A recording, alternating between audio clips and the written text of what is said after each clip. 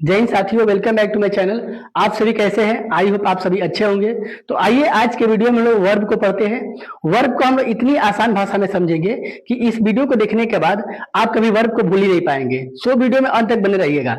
देखिए, वर्ब को समझते हैं पहले। तो वर्ब वर्ब मीन्स होता है क्रिया। वर्ब मीन्स क्रिया। तो आप वर्ब का परिभाषा जानते होंगे कि इसका डिफिनेशन है वर्ब के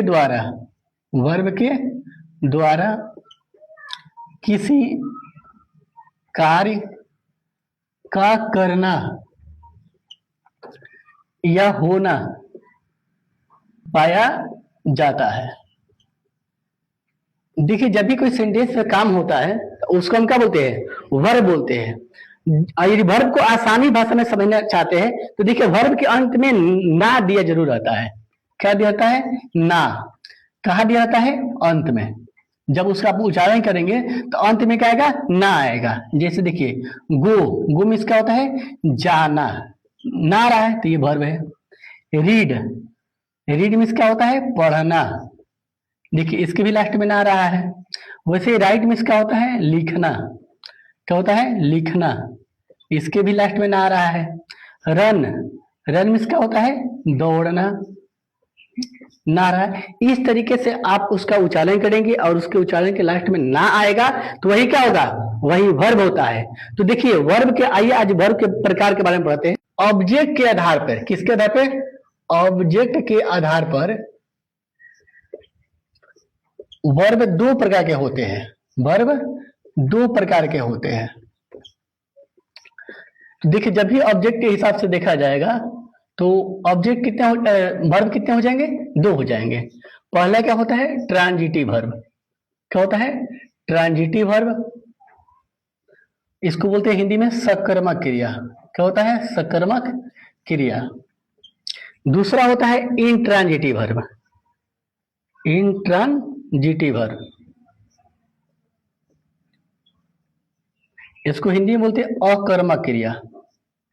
अकर्मक क्रिया। अब देखिए, इसके हिंदी नाम से ही पता चल जाएगा इसका डिफिनेशन क्या होगा। देखिए, स माने साथ, कर्मक मीन्स कर्म। जिसके साथ कर्म होगा उसे ट्रांजिटिव बोलेंगे, और अकर्म यानी जिसके साथ कर्म नहीं रहेगा वो क्या होगा? इंट्रांजिटिव होगा। तो इसका डिफिनेशन क्या है? जिस वर्ब के साथ ऑब्जेक्ट होता है उसे क्या बोलते हैं? उसे ट्रांजिटिव वर्ब कहते हैं। ट्रांजिटिव वर्ब कहते हैं। अब देखिए, ट्रांजिटिव वर्ब को पहचानने का आसान तरीका यह है कि आप वर्ब में क्या या किसको लगा के प्रश्न करेंगे। क्या या किसको लगा के प्रश्न करेंगे, जो आंसर मिलेगा वही क्या होगा? ट्रांजिटिव वर्ब होगा। जैसे देखिए, राम ईट्स एन एप्पल। देखिए, इसमें काम हो रहा है खाने का। क्या खाना? तो एन एप्पल। इसका मतलब इस सेंटेंस में ऑब्जेक्ट है, इसलिए क्या है? ट्रांजिटिव वर्ब है। राधा रीड्स हिंदी। राधा रीड्स हिंदी। राधा पढ़ती है और प्रश्न लगे क्या पढ़ती है?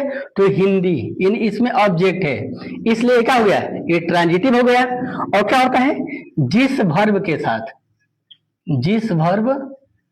साथ ऑब्जेक्ट नहीं होता है उसे हम क्या कहते हैं? इंट्रांजिटिव वर्ब कहते हैं। इंट्रांजिटिव वर्ब कहते हैं। अब देखिए, जैसे है राधा ईट्स। राधा खाती तो है लेकिन क्या खाती है? अब इसका रिप्लाई नहीं आ रहा है, इसलिए क्या हुआ? ये इंट्रांजिटिव वर्ब हो गया। दूसरा है बॉयज जंप्ड। लड़कों ने कूदा, इसका उत्तर नहीं मिल पा रहा है, इसलिए क्या हो गई? ये इंट्रांजिटिव हो गया। तो अब देखिए, ट्रांजिटिव इंट्रांजिटिव को और आसान भाषा में समझने के लिए आइए ऑब्जेक्ट को पढ़ते हैं। देखिए, ऑब्जेक्ट कितने होते हैं? दो प्रकार के होते हैं। यानी ऑब्जेक्ट क्या होते हैं? दो प्रकार के होते हैं। ऑब्जेक्ट दो प्रकार के होते हैं। अब देखिए पहले क्या होता है, डायरेक्ट ऑब्जेक्ट होता है, डायरेक्ट ऑब्जेक्ट। दूसरा क्या होता है, इनडायरेक्ट ऑब्जेक्ट। अब देखिए डायरेक्ट ऑब्जेक्ट इनडायरेक्ट ऑब्जेक्ट को आपको समझना है तो इसको आसान भाषा में ऐसे समझ लेंगे। देखिए डायरेक्ट ऑब्जेक्ट हो गया, इसको मान लेते हैं इनडायरेक्ट ऑब्जेक्ट, इनडायरेक्ट ऑब्जेक्ट। अब देखिए इसमें क्या लगा कर प्रश्न किया जाएगा, आज जो रिप्लाई मिलेगा वो डायरेक्ट ऑब्जेक्ट होता है, और किसको लगा करके सेंटेंस में किसको लगा कर प्रश्न करेंगे, जो रिप्लाई मिलेगा वही क्या होगा, इनडायरेक्ट ऑब्जेक्ट होगा। और दूसरा ये क्या होता है, ये व्यक्ति होते हैं, ये क्या होते हैं, व्यक्ति होते हैं। ये क्या होता है, वस्तु या अन्य कुछ होता है। अब एग्जाम्पल के माध्यम से समझते हैं। जैसे लिखा है राम टीचेज अस हिंदी।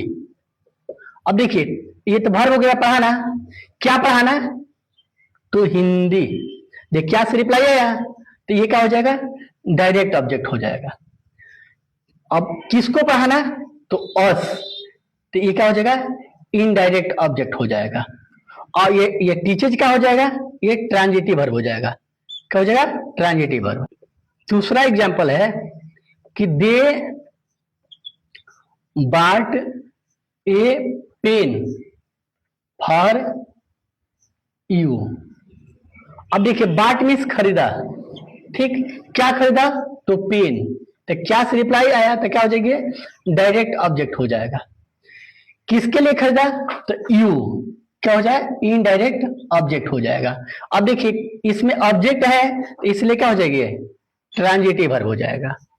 तीसरा एग्जांपल है my mother, my mother कुक्स for girls. अब देखिए मेरी माता जी खाना बनाती है, किसके लिए बनाती है, गर्ल्स। तो किसको किसके लिए आ रहा है, तो ये क्या हो जाएगा, इनडायरेक्ट ऑब्जेक्ट हो जाएगा। तो इस प्रकार देखिए ऑब्जेक्ट है इसलिए क्या हो जाएगा, ये ट्रांजिटिव वर्ब। अगला एग्जांपल है कि she speaks Bhojpuri, she speaks Bhojpuri with boys, मैंने वो लड़कों से भोजपुरी बोलती है। तो काम हो रहा है बोलने का, स्पीक्स बोलती है, क्या बोलती है, तो देख क्या से जवाब आ रहा है, तो ये भोजपुरी का उत्तर हो गया, तो ये हो जाएगा डायरेक्ट ऑब्जेक्ट। अब किसके साथ है, किसको, तो बॉयज, तो ये क्या हो जाएगा, इनडायरेक्ट ऑब्जेक्ट हो जाएगा। अब देखिए शॉर्टकट में मैंने पहले ही बता दिया था, वस्तु रहेगा या व्यक्ति रहेगा तो इनडायरेक्ट, और अन्य कुछ रहेगा तो क्या हो जाएगा, डायरेक्ट ऑब्जेक्ट। इस तरीके से, और जो ये वर्ब क्या हो जाएगा, ट्रांजिटिव वर्ब होगा। इस प्रकार आप ट्रांजिटिव इंट्रांजिटिव को आसान भाषा में समझ सकते हैं। अब देखिए जिसके साथ ऑब्जेक्ट ना हो वो क्या होता है, इंट्रांजिटिव वर्ब होता है। अभी तक आप लोगों ने इस चैनल को सब्सक्राइब नहीं किया तो सब्सक्राइब कर लीजिए, वीडियो को शेयर कीजिए। फिर मिलता है अगली वीडियो।